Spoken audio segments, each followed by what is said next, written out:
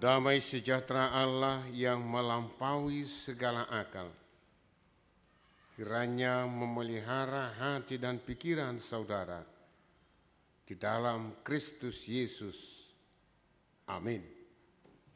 Jemaat Tuhan yang terkasih, firman Tuhan pada Minggu Septuagesima itu dari surat Rasul Paulus kepada jemaat Korintus, yaitu 1 Korintus pasal 8 ayat 1 sampai ayat 13. Kami akan membacakan bagi kita tentang persembahan berhala. Tentang daging persembahan berhala kita tahu, kita semua mempunyai pengetahuan yang demikian memang membuat orang menjadi sombong, tetapi kasih membangun. Jika ada seorang menyangka bahwa ia mempunyai sesuatu pengetahuan, maka ia belum juga mencapai pengetahuan sebagaimana yang harus dicapainya. Tetapi orang yang mengasihi Allah, ia dikenal oleh Allah. Tentang hal makan daging persembahan berhala kita tahu, tidak ada berhala dunia dan tidak ada Allah lain daripada Allah yang Esa. Sebab sesungguhnya ada apa yang disebut Allah, baik di sorga maupun di bumi. Dan memang benar ada banyak Allah dan banyak Tuhan yang demikian. Namun bagi kita hanya ada satu Allah saja, yaitu Bapa, yang daripadanya berasal segala sesuatu dan yang untuk Dia kita hidup. Dan satu Tuhan saja, yaitu Yesus Kristus, yang olehnya segala sesuatu telah dijadikan dan yang karena Dia kita hidup. Tetapi bukan semua orang yang mempunyai pengetahuan itu. Ada orang yang karena masih terus terikat pada berhala-berhala, makan daging itu sebagai daging persembahan berhala. Dan oleh karena hati nurani mereka lemah, hati nurani mereka itu dinodai olehnya. Makanan tidak membawa kita lebih dekat kepada Allah. Kita tidak rugi apa-apa kalau tidak kita makan, dan kita tidak untung apa-apa kalau kita makan. Tetapi jagalah supaya kebebasanmu itu jangan menjadi batu sandungan bagi mereka yang lemah. Karena apabila orang melihat engkau yang mempunyai pengetahuan sedang duduk makan di dalam kuil berhala, bukankah orang yang lemah hati nuraninya itu dikuatkan untuk makan daging persembahan berhala? Dengan jalan demikian, orang yang lemah, yaitu saudaramu yang untuknya Kristus telah mati, menjadi binasa karena pengetahuanmu. Jika engkau secara demikian berdosa terhadap saudara-saudaramu dan melukai hati nurani mereka yang lemah, engkau pada hakikatnya berdosa terhadap Kristus.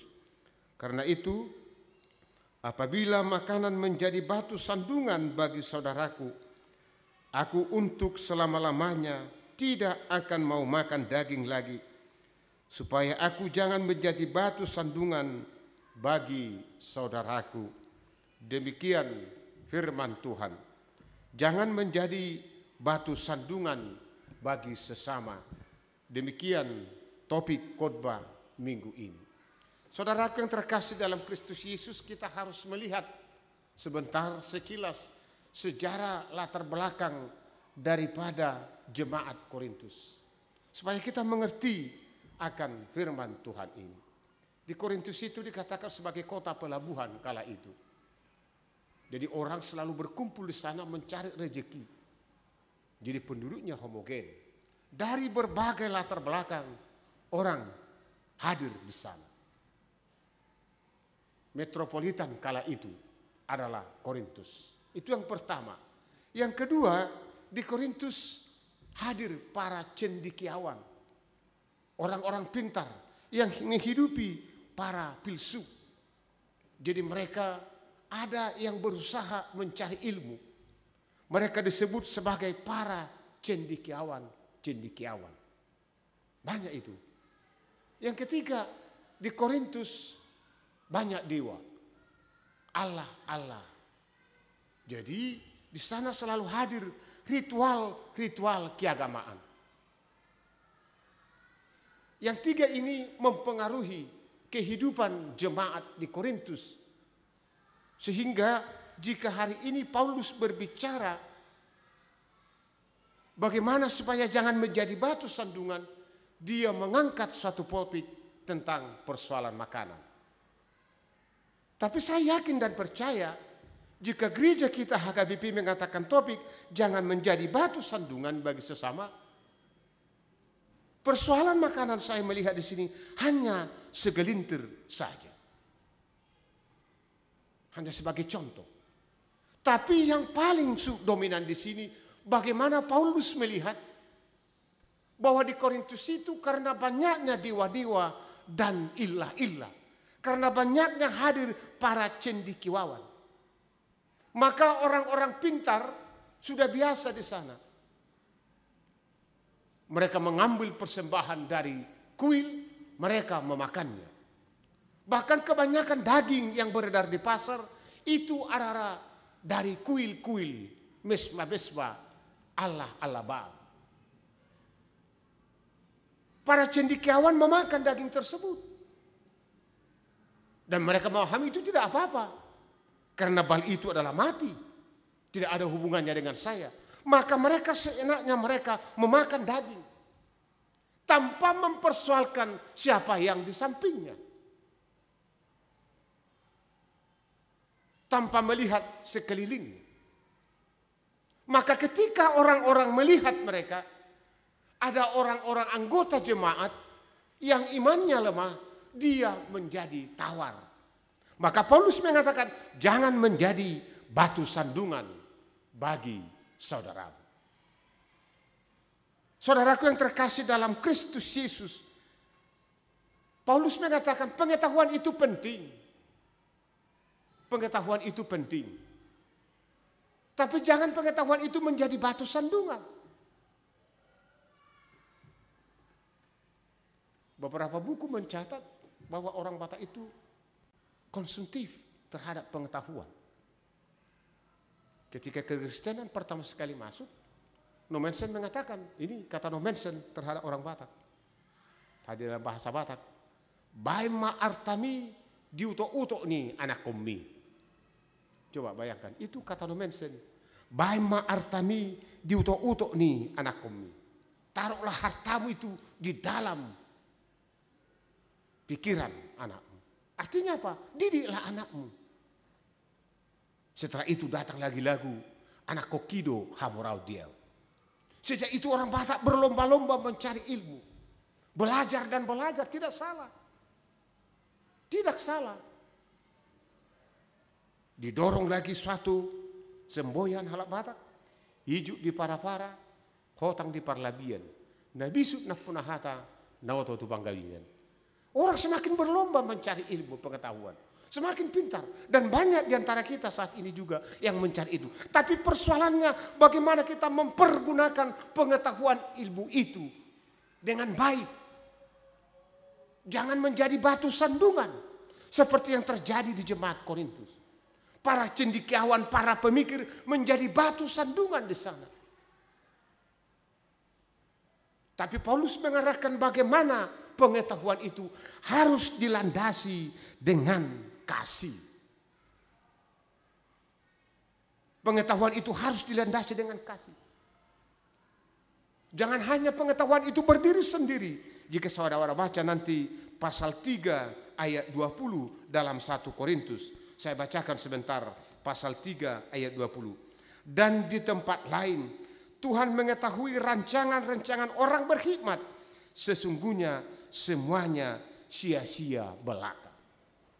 Jika pengetahuan itu tanpa didasari oleh kasih, maka pengetahuan itu akan menjadi batu sandungan, bahkan menjadi sia-sia. Harus didasari dengan kasih. Nah, kita udah tahu semua kasih. 1 Korintus pasal 13. Udah semua, kasih itu murah hati, kasih itu lemah lembut, tidak cemburu, tidak sombong. Udah tahu kita semua itu. Tapi bagaimana pengetahuan itu, ilmu pengetahuan itu bertindak atas dasar kasih. Karena kasih itu sungguh luar biasa. Pengetahuan itu baik, saya katakan tidak salah pengetahuan itu. Baik itu. Tapi pengetahuan itu harus benar-benar bertindak di dalam kasih. Artinya apa? Jangan mendewakan pengetahuan. Banyak orang saat ini mendewakan pengetahuan. Paulus tidak mau. Jika dia katakan menjadi suatu analogi dengan tentang makanan. Tentang makanan. Dimakan, baik tidak dimakan, tidak ada hubungannya itu dengan Allah. Tidak ada. Yang penting itu bagaimana kasih itu hidup. Karena apa? Yang ketiga katakan, setiap manusia diberikan Tuhan kebebasan. Bebas kita ini.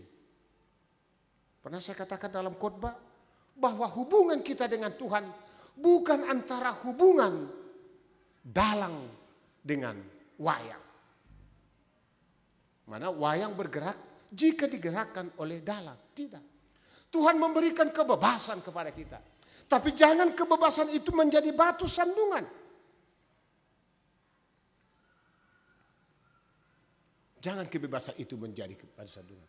Jika kebebasanmu itu menjadi batu sandungan kepada orang lain, lebih baik kamu tidak melakukan itu. Dan Paulus mengatakan pada ayat 13, lebih baik saya tidak makan apapun kalau saya menjadi batu sandungan. Jadi ketika poin ini, pengetahuan, kasih dan kebebasan harus dirangkai di dalam hidup ini. Itu bagus tiga-tiganya. Pengetahuan itu bagus, kasih itu bagus, kebebasan itu bagus. Tapi ketiganya ini jangan menjadi batu sandungan. Kalau itu menjadi batu sandungan, lebih baik tidak lakukan.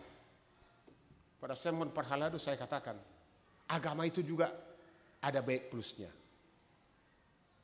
Kalau gereja HKBP pesta, selalu dibuat gereja HKBP bagi teman kita naso mangalang na margota. Tahu deh? Tabain naso margota itu ngatain nado. Itu kan? Alay bolo ngatta naso mangalang margota, hiya ada hita na margota? Ada ngadongi. Ada ngadongi. Seperti itu juga menjadi batu sandungan. Paulus mengatakan tidak ada hubungannya. Saya bacakan sekali lagi ayat 8. Makanan tidak membawa kita lebih dekat kepada Allah. Kita tidak rugi apa-apa kalau tidak makan. Dan kita tidak untung apa-apa kalau kita makan. Tidak ada hubungannya itu.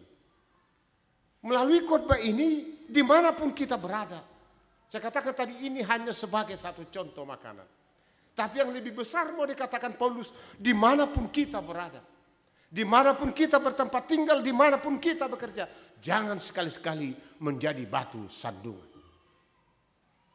Jangan sekali-sekali menjadi batu sandungan. Tetapi hiduplah di dalam kasih.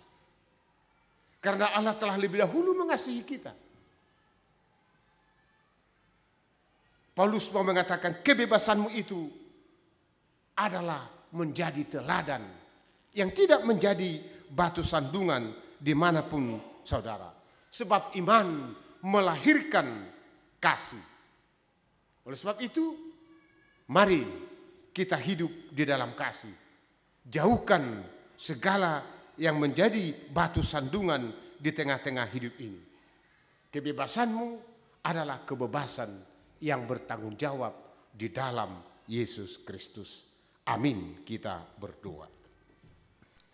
Allah Bapa, dalam Yesus Kristus kami bersyukur hari ini ketika Tuhan telah menyapa kami melalui firman-Mu, agar kami tidak menjadi batu sandungan bagi saudara kami. Jikapun kami mempunyai pengetahuan atau ilmu, semuanya itu akan kami lakukan untuk kebaikan di dalam kasih. Tuhan memberikan kebebasan kepada kami, tapi kebebasan yang bertanggung jawab, sehingga kebebasan itu juga tidak menjadi batu sandungan. Hidup kami ini menjadi berkat dimanapun kami berada. Oleh sebab itu kuatkan kami dengan kuasa Roh Kudus-Mu, sehingga kami benar-benar hidup di dalam kasih, sebab Yesus Kristus terlebih dahulu mengasihi kami. Ke dalam tangan-Mu kami serahkan hidup kami ini, supaya dimanapun kami berada, kami mampu menjadi saluran berkat. Di dalam Kristus Yesus kami berdoa dan mengucap syukur. Amin.